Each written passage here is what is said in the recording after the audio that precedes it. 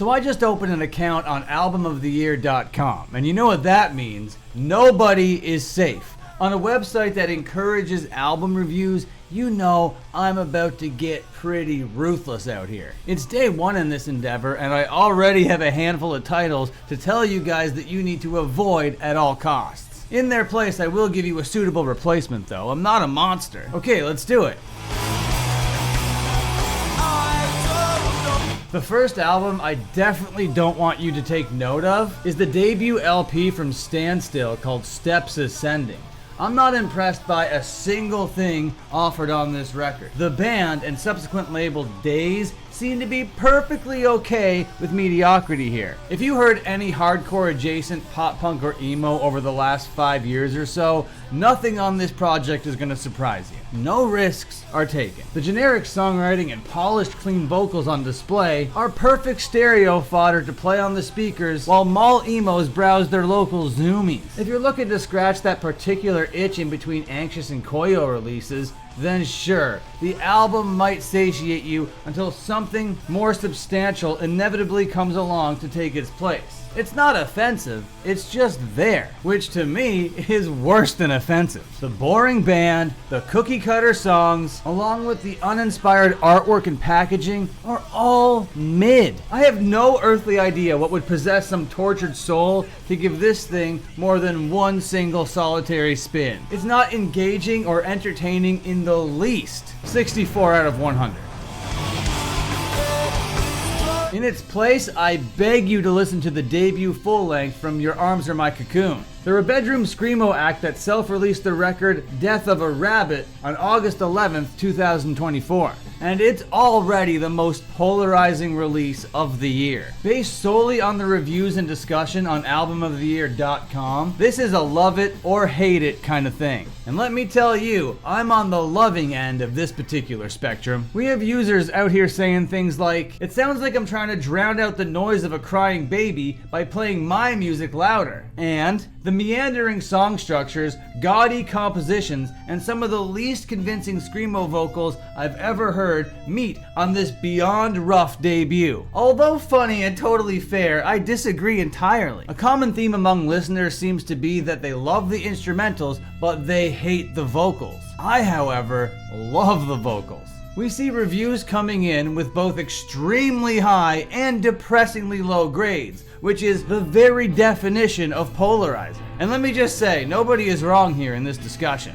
I can totally understand people not enjoying the vocals. They are admittedly very harsh. The instrumentals are chaotic and all over the place, and to some people, many people even, that would be considered pretty off-putting. The reason why I'm so into it though is because I love how it all comes together. This goes against the grain as far as screamo is concerned, and looking at it through a bedroom pop indie lens, it's almost unrecognizable. It's the adherence to their vision and the fortitude to look past all of that I find so cool. To persist past that and grow big enough to tour Europe off of such an experimental and eccentric style is courageous and admirable. Looking past all the eccentricities for a moment though, there are tons of tender moments, buzzing textures, and well-written songs here as well. I find it crazy that this record is getting the amount of attention that it's getting right now. Both positive and negative, people seem to have something to say about this project. The band should be thrilled with the split reception, and the fans should revel in it as well. Something this wild should normally be stopped before it leaves the bedroom, but the creativity, talent,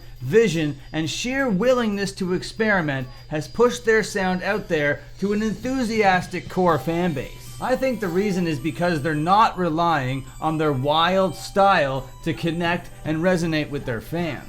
There are real emotions here packed into a very passionate package. There is pain, longing. It's not just a spectacle of insanity, which is a crutch many experimental artists will fall down. There is a mature patience in the pacing and sequencing of this album. It's got a wide range of dynamics and changes with the mood that the song is trying to convey. To me, it goes beyond being just fuzzy and creative though. To me, Death of a Rabbit is a creative achievement. 87 out of 100. Okay, enough glazing already. Time for some more hate. newest single from TikTok hardcore band Kubla Khan, Texas, entitled Supreme Ruler, dropped August 9th, 2024. And let me tell you, it's the most uninteresting pile of trash I heard all year. It's short, boring, and predictable. There isn't a single song on this single. It's a 3-song breakdown that concludes with their TikTok hit, Theory of Mind. The hook and main TikTok sound from that song goes a little bit like this. Monkey see, monkey do. And that is perhaps the most apt cliche for them to have used here. The irony and lack of self-awareness on display in just those 4 words is astounding. The full context of the song sees them throwing those lazy, trite words at somebody else. However, the irony comes into play really quick when you realize that they're just a bunch of talentless hacks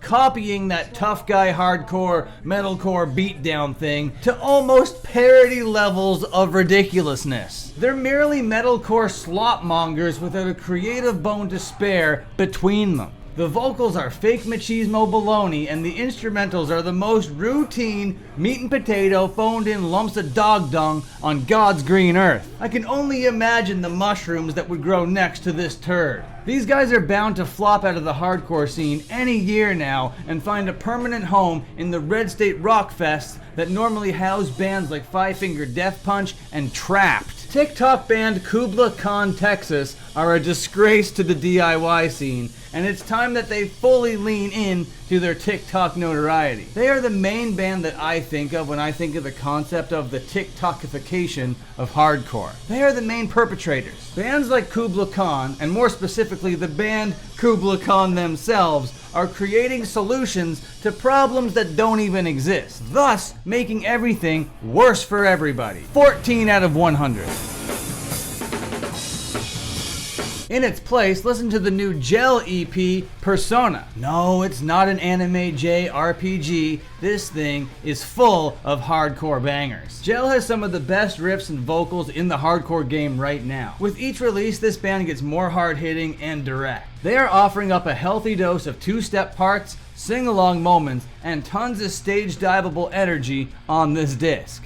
Gel has a razor-sharp vision for their sound and presentation, and they pull it off effortlessly to the envy of the hordes of tryhards that occupy the same spaces that they do. There's not enough discussion in the hardcore world that revolves around tone, but Gel have a keen ear for how to achieve highly appealing frequencies for their guitars and bass. Without giving their tone the flowers, the conversation about Gel is incomplete. The production on here is pretty gritty, but crystal clear as well. Persona, in my mind, is their best work to date, and that's saying something. They have an extremely strong catalog at this point. Gel have grown so much as a band, and if their drops are continually this strong, there is no ceiling that they can't crash through. There are 2 inevitable facts in this world. Gel is cool, and this EP is phenomenal. I'm very impressed by everything this New Jersey group of rock and rollers does, and this outing is no exception. 93 out of 100. If you like this video, let me know in the comments. If you want to argue, that's cool too. Okay, like and subscribe. Bye for now.